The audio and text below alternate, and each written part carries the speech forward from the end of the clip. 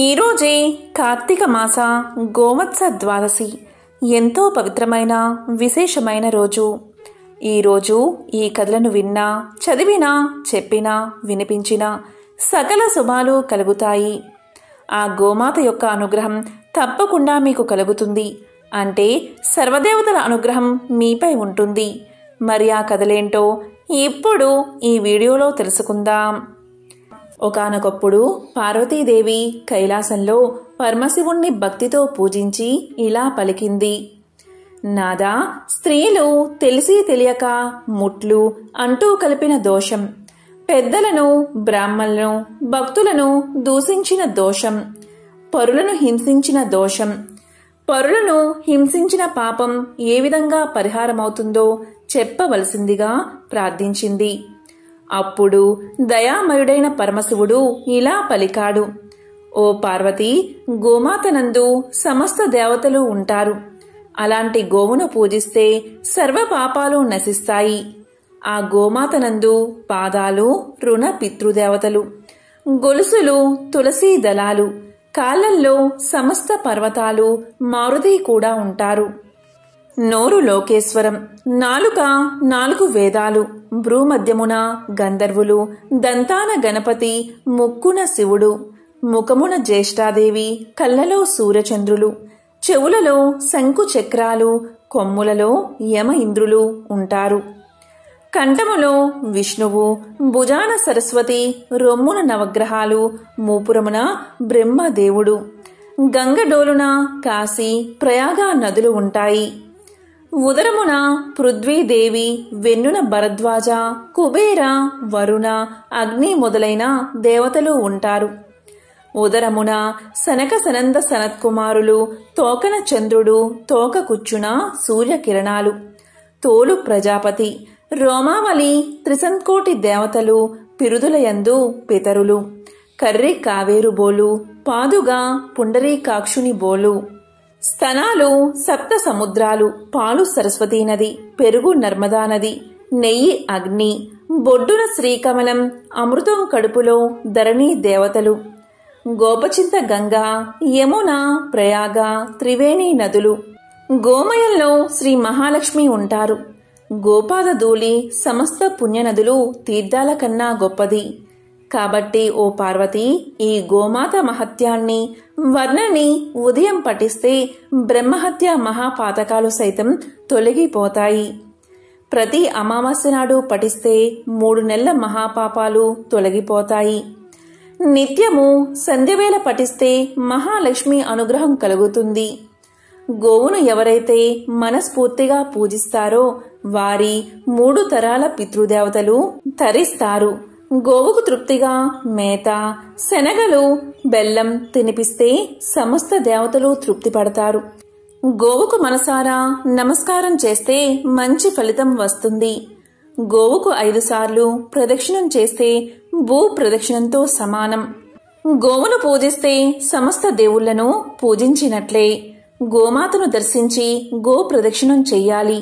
ఆషాఢ శుద్ధ తొలి ఏకాదశి మొదలుకుని కార్తీక శుద్ధ ఏకాదశి వరకు గోపూజ చేసిన వారు సమస్త పాపాల నుండి విముక్తి పొంది విష్ణు సాన్నిధ్యాన్ని పొందుతారు. కార్తీక బహుళ ద్వాదశిని గోవత్స ద్వాదశి అంటారు. ఈరోజు గోపూజ చేసిన వారు అనంతకోటి పుణ్యాలు పొంది 41 రోజులు చేసిన పుణ్యఫలం ఈ ఒక్క రోజు చేస్తే లభిస్తుంది అని సాక్షాత్తు పరమశివుడే పార్వతికి తెలియజేశాడు. రఘువంశపు రాజైన దిలీపునికి చాలా కాలం వరకు సంతానం కలగలేదు. తన అర్ధాంగి అయిన సుదక్షిణాదేవితో సహా సద్గురు దర్శనం కోసం వశిష్ఠ మహర్షి ఆశ్రమానికి వెళ్ళాడు. తనకు గల చింతను వ్యక్తం చేశాడు. 1 నిమిషం ధ్యానం చేసి వశిష్ఠుల వారు ఇలా పలికారు. నాయనా, నీవు ఒకసారి దేవేంద్ర లోకం వెళ్లి తిరిగి వస్తున్నప్పుడు కల్పవృక్ష ఛాయలో ఉన్న కామధేనువును గమనించలేదు. గోవు కనబడగానే నమస్కారం చేసి ప్రదక్షిణలు చేయాలి. ఇక కామధేనువు మాట వేరే చెప్పాలా? సర్వధర్మాలు తెలిసిన నీవు అప్పుడు ఋతుస్నాత అయిన నీ భార్య దగ్గర ఉండాలి అన్న ధర్మం పాటించే తొందరలో వేగంగా నీ మందిరం చేరదామని వస్తున్నావు. ఆ కారణంగా నీవు ఆ కామధేనువును గమనించకే వచ్చేశావు. నీచే పూజా వ్యతిక్రమం జరిగింది. పూజలను గుర్తించకపోవడం శ్రేయస్సుకు భంగకరం కాదా? అప్పుడు కామధేనువు, రాజా, నన్ను పూజించకనే తొందరలో ఉండి వెళ్ళిపోతున్నావు. నా సంతానాన్ని సేవించినా కాని నీకు సంతానం కలగదు అని చెప్పింది. కాని రథవేగం వల్ల వాయుధ్వని కారణంగా నీకు కాని నీ సారథికి కాని ఆ కామధేనువు చెప్పిన మాటలు వినబడలేదు. నాయనా, తెలిసి చేసినా తెలియక చేసినా కర్మఫలం అనుభవించక తప్పదు. చేసిన తప్పును సరిదిద్దుకుని ప్రగతి పదంలో నడిచేవాడే ఉత్తముడు. కాబట్టి నీవు గోసేవ చేసి శ్రేయస్సును పొందు. వరుణుని యజ్ఞంలో పాలు, నెయ్యి, ధనధాన్యాలు సమకూర్చుటకై కామధేనువు పాతాళ లోకానికి వెళ్ళింది. ఆ గోమాత తిరిగి వచ్చేంత వరకు ఆమె సంతానమైన ఈ నందిని ధేనువును సేవించి తరించు అన్నాడు వశిష్ఠుడు. ఇలా వశిష్ఠుల వారు హితవు చెప్తూ ఉండగానే ఆ నందిని ధేనువు రానే వచ్చింది. దిలీపుడు పరమ సాధ్వి అయిన సుదక్షిణాదేవి ఆ నందిని ధేనువును సేవించడం ప్రారంభించారు. ఆ రాజదంపతులు నందిని ధేనువును నీడలాగా అనుసరించి సేవించారు. ఆ ధేనువు నిలిచినా నిలిచి, కూర్చున్నా కూర్చుని, నీళ్లు తాగినా తాగి ఆ నందిని ధేనువును ఆరాధించారు. ఇలా 21 రోజులు ఆ రాజదంపతులు ధేను వ్రతాన్ని పరమ భక్తితో చేశారు. వారి సేవకు సంతోషించిన నందిని ధేనువు వారి భక్తిని పరీక్షిద్దామని హిమాలయంలో ఒక గంభీర బిలంలోకి ప్రవేశించింది. త్రుటిలో ఒక సింహం ఆ హోమధేనువు మీద పడబోయింది. వెంటనే రాజు ఆ ధేనువును కాపాడ్డానికి ధనుర్బాణాలు తీయబోయాడు. కాని ఆశ్చర్యం, చిత్రపటంలో వీరునిలాగా ఉండిపోయాడు. ఆ సింహం మాయ వల్ల స్థానువుగా ఉండిపోయాడు. ప్రగల్భంగా అప్పుడు సింహం ఇలా పలికింది, రాజా, గిరిజాధిపతి ఆజ్ఞ పొంది నేనీ పరిసరాల్లో విహరిస్తున్నాను. శివ కింకరుడును. నా మీద నీ శక్తులేవీ పనిచెయ్యవు. నేను మామూలు సింహాన్ని కాను. ప్రతిరోజు పరమేశ్వరుడు నందిని ఆరోహించేటప్పుడు నన్ను పాదపీఠికగా ఉపయోగించి అనుగ్రహిస్తాడు. నేను నికుంభ మిత్రుడనైన కుంభోదరుడను. పార్వతీదేవికి పుత్రప్రాయమైన ఈ దేవదారు వృక్షాన్ని కాపాడడానికి పరమశివుడు నన్ను ఇక్కడ నియమించాడు. ఈ ప్రాంతాలకి వచ్చే ఏ మృగాన్నైనా భక్షించే అధికారం నాకు ఉంది అని పలికింది. నా పరాక్రమం, బాహుబలం వృధా అవుతున్నవే, ఈ నందిని ధేనువుని కాపాడలేకపోతున్నానే అని అనుకుంటున్న రాజు, నేను కుంభోదరుడును, శివకింకరుడును అన్న మాటలు వినగానే కొంచెం కుదుటపడ్డాడు. భగవత్ శక్తి ముందు మానవ శక్తి అత్యల్పమే కదా అని అనుకున్నాడు. ఆ కుంభోదరునితో ఇలా పలికాడు, ఓ దివ్యసింహమా, సృష్టి స్థితి లయకారకుడైన ఆ పరమేశ్వరుడు నీకు వలె నాకు కూడా పరమ పూజ్యుడు. కాని హోమధేనువైన ఈ నందినిని కాపాడడం ధర్మమే కదా. మన ఇద్దరికీ శ్రేయోదాయకమైనది చెప్తాను. నా ఈ శరీరాన్ని ఆహారంగా స్వీకరించి నా గురుధనమైన ఈ నందిని ధేనువుని విడిచిపెట్టు అని రాజు పలకగానే కుంభోదరుడు నవ్వి ఇలా అన్నాడు, ఓ రాజా, నీవు చాలా మూడులాగా ఉన్నావు. నీవు ఈ భూమండలానికి ఏకచక్రాధిపతివి. యవ్వనంలో ఉన్న మన్మథకారుడివి. ఒక్క గోవు కోసం అన్నీ వదులుకుంటావా? అల్ప కారణానికి అధిక మూల్యం ఎందుకు చెల్లిస్తావు? ఈ ఆవు కాకపోతే ఇలాంటివి 1,000,000 మీ గురువుగారికి ఇవ్వవచ్చు. నీ పాలనలో సుఖంగా ఉండే కోట్లాది ప్రజలను అనాథలను చేసి ఈ గోవు కోసం శరీర త్యాగం చేస్తావా? నీకు ఎట్టి అపకీర్తి రాదు, గురుద్రోహం అంటదు అని అన్నాడు దిలీపుణ్ణి ప్రలోభ పెడదామని. అది విని ధర్మాత్ముడైన దిలీపుడు ఇలా పలికాడు, ఆపద నుంచి రక్షించేవాడే క్షత్రియుడు. అలా చెయ్యనివాడు రాజు ఎలా అవుతాడు? అదే కాక ఎదురుగా హింస జరుగుతున్నా కాపాడకుండా చూస్తున్నా ప్రాణాలు ఎందుకు?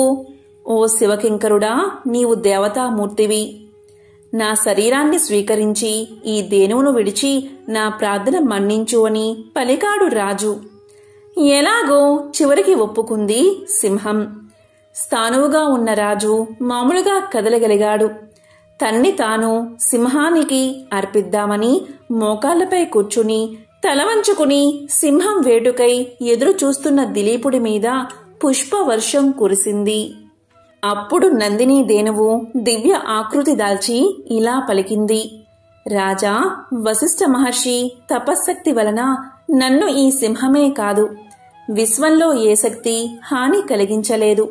నిన్ను పరీక్షిద్దామని ఇలా చేశాను. నీ భక్తితో నన్ను మెప్పించావు. దివ్యమైన నా క్షీరాన్ని స్వీకరించు, సంతానవతుడివి అవుతావు అని పలికింది నందిని ధేనువు. అప్పుడు ధర్మజ్ఞుడైన దిలీపుడు ఇలా పలికాడు. తల్లి, నీ కరుణ అమోఘం. నన్ను నా అర్ధాంగిని ధన్యుల్ని చేశావు. లేగదూడ నీ పాలకై ఎదురు చూస్తుంది. మహర్షులు యజ్ఞార్థం నీ క్షీరానికై నిరీక్షిస్తూ ఉంటారు. వారు తీసుకున్న తర్వాత మిగిలిన దానిలో 6వ వంతు తీసుకుంటాను అని పలకగానే తదేతి అని ఆశీర్వదించింది నందిని ధేనువు.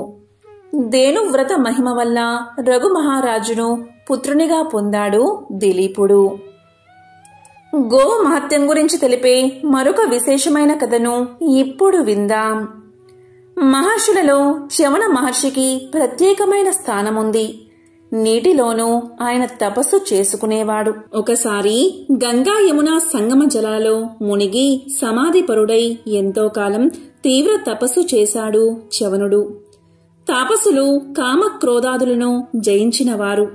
ఆ నీటిలో తిరిగే చేపలు హాయిగా ఆయన శరీరమంతా ఎక్కి తిరిగినా ఏమనక వాటి చిలిపి చేష్టలకు సంతోషించేవాడు చ్యవనుడు. ఇలా 12 ఏళ్లు గడిచాయి. ఒకసారి విధివశాత్తు కొందరు జాలరులు ఆ ప్రాంతాలకు వచ్చి వలని వేయగా చేపలతో పాటు చ్యవనుడు కూడా ఆ వలలో చిక్కుకున్నాడు. మహర్షి తపస్సు భంగమైనదని తమ తప్పు క్షమించమని ఆ మహర్షిని ప్రార్థించారు జాలరులు. ఓ జాలరులారా, భయపడకండి. మీరే తప్పు చెయ్యలేదు. మీ విధి నిర్వహణలో తెలియకుండా ఇలా జరిగింది. మీ కష్టం ఊరికే పోకూడదు. శ్రమించినందుకు తగిన ఫలితం మీకు రావాలి. అందుకని నన్ను కూడా అమ్మి ఆ సొమ్ము తీసుకోండి అన్నాడు చ్యవనుడు. చ్యవనుడి ఉదార స్వభావానికి ఆశ్చర్యపడిన ఆ జాలరులు తమదే దోషమని తలంచి మహర్షి తపస్సు భంగపరచామని రాజైన నహుషుడి వద్దకు వెళ్లి వాళ్ళంతట వాళ్ళు తమ తప్పు విన్నవించి తమను శిక్షించమని కోరారు. జాలరుల నిజాయితీకి సంతోషించి ధర్మాత్ముడైన నహుషుడు మంత్రి పురోహితులతో సహా ఆ మహర్షి దగ్గరకు వచ్చి ఆయనకు పాదాభివందనం చేసి ఇలా పలికాడు. మహానుభావా, ఈ బెస్తలు తెలియక తప్పు చేశారు. దీనికి ప్రాయశ్చిత్తమేమిటో మీరే సెలవీయండి అని అడిగాడు. దానికి చ్యవనుడు, రాజా, ఈ జాలరుల దోషమేమీ లేదు. వారి కులవృత్తిని పాటించారు అంతే. వీరికి వారి కష్టానికి తగిన వెల దక్కేటట్లు చూడు అని సత్యభాషణం చేశాడు. నహుషుడు తన మంత్రులతో ఆ జాలరులకి 1000 మాడలు ఇవ్వమని ఆదేశించాడు. కాని చ్యవనుడు అది తనకు సరైన వెల కాదు అన్నాడు. రాజు 10,000, 1,00,000, చివరికి 1,00,000 మాడలిస్తాను అన్నా అది తనకు సరైన ధర కాదు అన్నాడు చ్యవనుడు.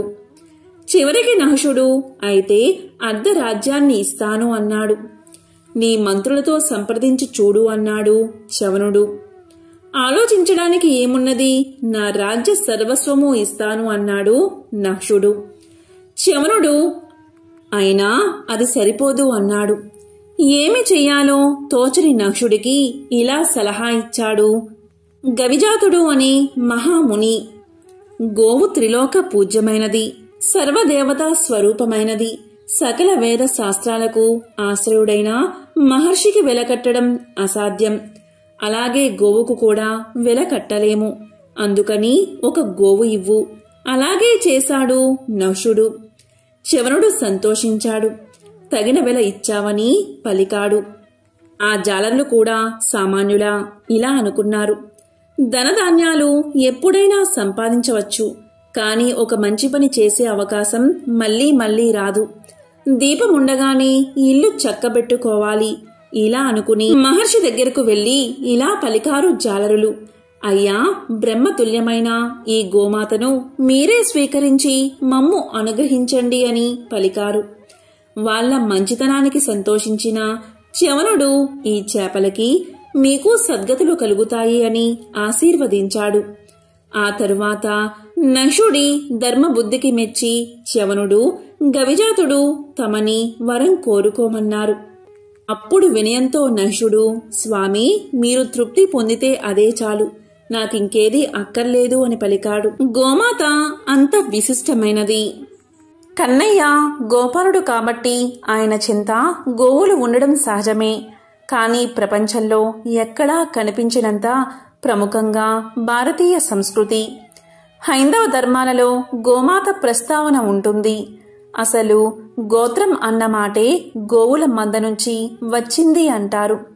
భారతీయుల గోవుకి ఇంతగా ప్రాముఖ్యతను ఇవ్వడానికి కారణం లేకపోలేదు. అవి కేవలం పాలకు, వ్యవసాయానికి మాత్రమే తోడ్పడడం లేదు, మన మనసుని ఎరిగి మసులుకుంటూ వచ్చాయి. హిందువులు గోవులను స్వచ్ఛమైన ఆత్మలుగా భావిస్తారు. తమ కష్ట సుఖాలకు స్పందించే జీవులుగా భావిస్తారు. యజమాని బాధలో ఉన్నప్పుడు తాను కూడా కన్నీరు పెట్టే జీవి గోవు ఒక్కటే. అందుకేనేమో కన్నయ్యకు గోవులంటే అంత ఇష్టం. అంతదాకా ఎందుకు, గోవులు వర్షపు నీటిలో తడిస్తే చిరాకు పడిపోతాయని ఆయన గోవర్ధనగిరిని ఎత్తాడని నమ్మేవారు లేకపోలేదు. గోవు కూడా జంతువే, కానీ ప్రపంచంలో మరే జంతువుకు లేని ప్రత్యేకత గోవుకు ఉంది. గోవు ఒకవేళ విష పదార్థాలను తిని ఆ పాలను మనం తాగితే రోగగ్రస్తులం అవుతామేమో అని మనకు అనుమానం ఉంటుంది. ఒక ఆవుకు ప్రతిరోజు ఒక మోతాదుగా విషాన్ని ఎక్కించి 24 గంటల తర్వాత దాని రక్తాన్ని, పాలను, మూత్రాన్ని, పేడను పరీక్షిస్తే దేంట్లోనూ కూడా విషం లేదు. గరళాన్ని శివుడు కంఠంలో దాచుకున్నట్టు ఆ విషాన్నంతా తన కంఠంలో దాచుకుంది గోమాత. మరే జంతువుకు లేని విశిష్ట గుణం ఇది. ప్రాణవాయువును పీల్చుకుని ప్రాణవాయువును వదిలే ఏకైక ప్రాణి. విషాన్ని హరించే గుణం ఆవు పాలకు ఉంది.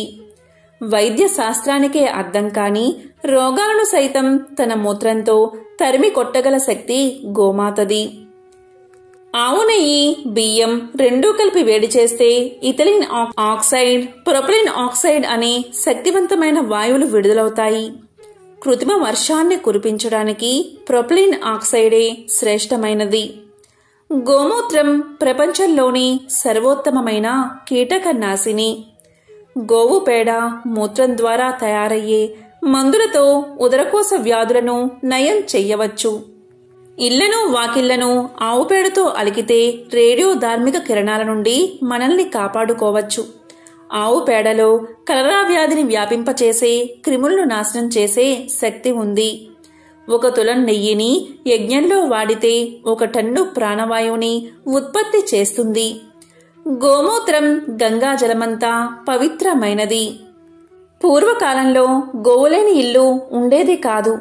గోవు ఇచ్చిన పాడి పంటలతో పసిపాపల మొదలుకుని వృద్ధుల వరకు నిండు ఆరోగ్యంతో మసిలేవారు. ఏనాడూ సిరిలేదు అని వాపోయేవారు కాదు. వశిష్ఠుడు అంతటివాడు తన దగ్గర ఉన్న కామధేనువు వల్లే విశ్వామిత్రుడి వంటి మహారాజును కూడా ఓడించగలిగాడు. గోమాత గురించి వేదాలు ఇలా చెప్తున్నాయి. సర్వ సంపదలకు మూలం గోవు అంది అథర్వణ వేదం. గోవు గురించి ఎంత చెప్పినా తక్కువే అంటుంది శతపథ బ్రాహ్మణం. రోజూ కాస్త గడ్డి తినిపించి నీరు తాగిస్తే అలా సంరక్షించేవానికి అశ్వమేధ యాగం చేసిన ఫలం ప్రాప్తిస్తుందట. రాజులున్న కాలంలో గోసంపద అనుసరించే వారి భోగ భాగ్యాలు వర్ధిల్లేవి. లోక కళ్యాణం కోసం భగవంతుడు మానవులకిచ్చిన వరప్రసాదం గోవు. గోవు పట్ల మానవులు చూపే ప్రేమను గ్రహించి అంతకు పలు రెట్లు అధికంగా మనకు ఫలాలను ఇస్తుంది గోమాత. మరి ఎంతో విశేషమైన గోవుకు ఏం పడితే ఎలాంటి ఫలితం కలుగుతుందో ఇప్పుడు తెలుసుకుందాం. గోవుకు నానబెట్టిన ఉలవలు పెడితే వృత్తినందు నిలకడ ఉంటుంది. నానబెట్టిన బొబ్బర్లు తినిపిస్తే ధనాభివృద్ధి కలుగుతుంది. నానబెట్టిన గోధుమలు తినిపిస్తే కీర్తి పట్టుదల పెరుగుతాయి. తోటకూర బెల్లము కలిపి గోమాతకు తినిపిస్తే ప్రశాంతత కలుగుతుంది. గోమాతకు నానబెట్టిన కందులు తినిపిస్తే కోపం తగ్గుతుంది. నానబెట్టిన మినుములు తినిపిస్తే ఆత్మవిశ్వాసం పెరుగుతుంది. నానబెట్టిన శనగలు తినిపిస్తే ఆధ్యాత్మిక చింతన కలుగుతుంది. అలాగే గోమాతకు బంగాళాదుంపలు తినిపిస్తే నరఘోషుల నివారణ జరుగుతుంది. క్యారెట్లు తినిపిస్తే వ్యాపారాభివృద్ధి కలుగుతుంది. దోసకాయలు తినిపిస్తే శత్రు నివారణ జరుగుతుంది. అలాగే టమోటాలు తినిపిస్తే వివాహ ప్రాప్తి కలుగుతుంది. సంతానం లేనివారు గోమాతకు వంకాయలు తినిపించాలి. దొండకాయలు తినిపించడం వల్ల మానసిక ప్రశాంతత కలుగుతుంది. ఎవరైతే నానబెట్టిన కందిపప్పును గోమాతకు తినిపిస్తారో ఇలా చేయడం వల్ల రుణ విముక్తి కలుగుతుంది. ఈరోజు ఈ కథలను విన్నా, చదివినా, చెప్పినా, వినిపించినా సకల శుభాలు కలుగుతాయి. జన్మల దోషాలు తొలగి కోటి జన్మల పుణ్యం వస్తుంది. ఓం సురభ్యై నమః. ఓం శ్రీకృష్ణ పరబ్రహ్మణే నమః.